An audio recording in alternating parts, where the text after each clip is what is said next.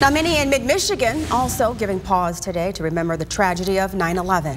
Saginaw's Castle Museum hosted a special lunchtime event featuring a mid-Michigan man who rushed to the front lines of the rescue efforts after the Twin Towers collapsed in New York. That's right, TV5's Frank Turner joins us live in the studio this evening with more on this hero's personal account on that tragic day. Frank. David and Colette, that local man was on a mission. For him, it's all about remembering.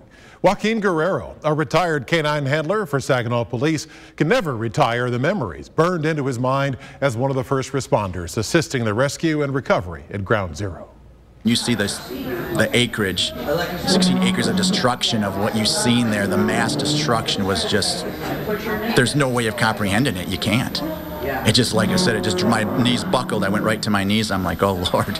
But Joaquin Guerrero couldn't stay on his knees that day. Driven by the devastation of America under siege, he had to get to work, his training taking over.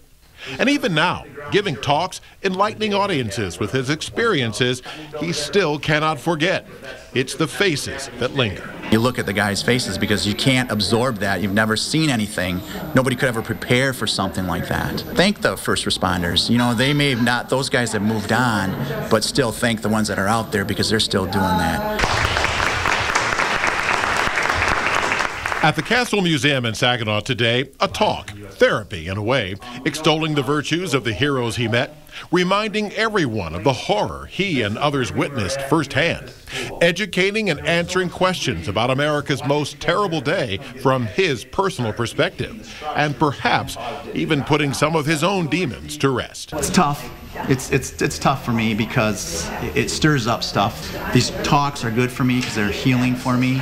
And the healing, second only to the main mission. Never, Joaquin says, never forget. Not to forget how important this day is and what it meant to the family members. Like everything and everyone, Guerrero will forever have a dividing line marking before and after 9/11. A line he revisits annually to renew his gratitude for being on this side of it. Colette? So many heroes to remember as well. Thank you, Frank.